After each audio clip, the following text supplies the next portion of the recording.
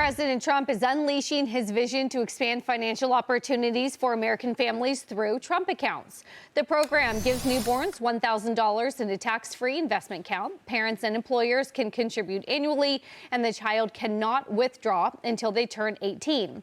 And through compound investing, those kids can potentially be millionaires in their 20s. But is the White House doing a good enough job getting the message out? Larry, we come to you to help us answer that question. Yeah, well, I don't think they are. I mean, as in other successful policies, I don't think they are. I mean, this thing, basically, letting people from poor backgrounds, minority backgrounds, okay, poor families can get rich, all right, can create wealth. Wealth is better than welfare. Meanwhile, along the way, they learn something about our system and why businesses do what they do, why stock markets do what they do, why bad things that hurt stocks hurts their nest egg, all of these things that they will be aware of and aren't now. And it's just, I mean, to me, it could be one of Trump's greatest legacies because it just will bootstrap. It will bootstrap the very people that Trump has reached out to. I mean, in an odd way, it's his coalition of working folks or lower income folks. Blacks will love this. Hispanics, everyone will love this. And by the way, everyone gets it. Everyone gets the $1,000, okay? The rest of it depends on who you are and so forth. Families can put in money every year. Employers, I mean, you've got some fabulous employers. There's a whole list of them. Let's see. J.P. Morgan, Chase, B of A, Schwab, Coinbase, and then you have wonderful angels like Michael Dell, who's put in a huge amount of money, Raymond Dalio, and others. And go through the tables. All right, if you have to hold it till you're 18, you can. The Committee to Unleash Prosperity is low. There's a low, a middle, and a high rate of return. The worst you're going to get when you're 18, it'll be worth a couple of $100,000. Yeah. Now, here's the point. For people who say you don't like the government spending on this, to me, it's a worthwhile government. It will pay for itself because that money, if it's used, will be taxable money, okay? And therefore, it will more than pay for itself. But I don't care. Maybe it'll pay for itself by getting people off welfare in the future if they start to have this financial independence. Right. It's the whole change in the psyche that is the most important Kennedy, thing here. I want to bring you in because Larry hinted on something that I love. I'm in TrumpAccounts.gov, and the homepage says, here's what shares of NVIDIA, Caterpillar, Home Depot, and Tesla have done today. Right. So that gives me, I can look at my second daughter, the first one doesn't qualify, and say, this is why it's important to believe in capitalism. Here's what these companies did. This is why profits are good, not bad. This is why you benefit from the capitalist system. So instead of bashing Tesla when they're innovating, here's why. Here's a direct stake in this country. But do you think this is too much government involved? I mean, would it be nice if it all came from billionaire angel investors?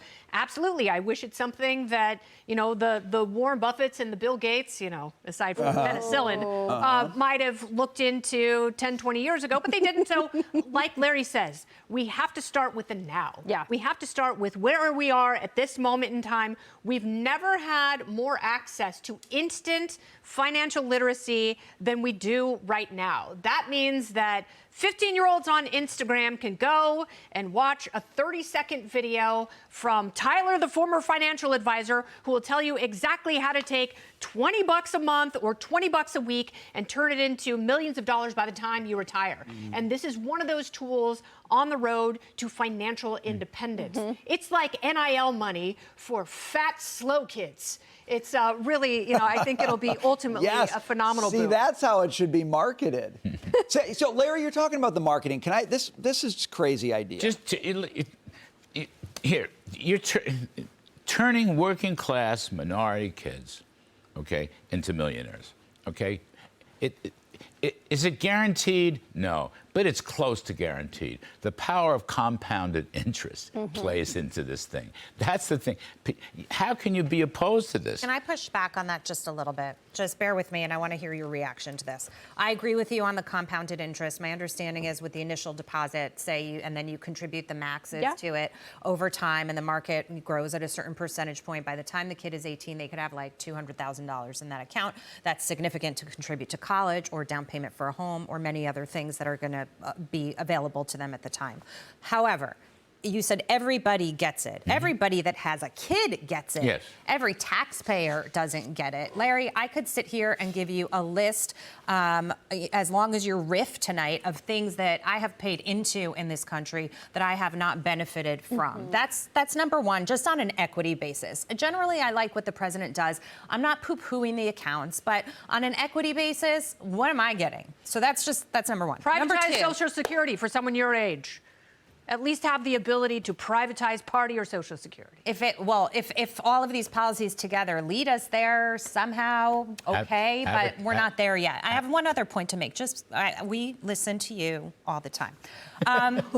Capitalism and the society is based on a class system, right? A class system that doesn't have that has lower poverty rates, but you have to have the innovator Elon Musk at the top, and then you have to have somebody at the lower echelon who is doing other kinds of jobs, many of them sometimes menial labor or whatever. I'm thinking back to the 50s and the 60s. Technology has sort of changed the way our society works, and it's sort of changing the capitalist model too.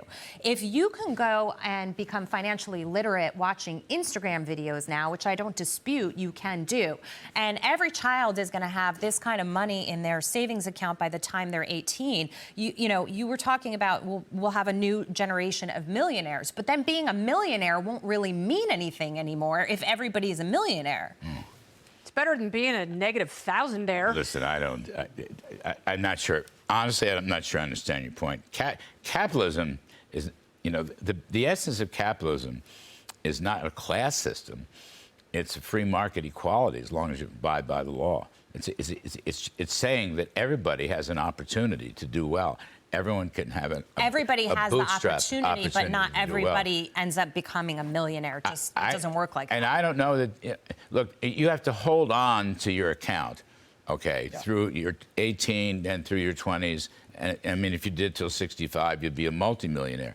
Some people will go and use it for college funds or trade schools. They might start a small business.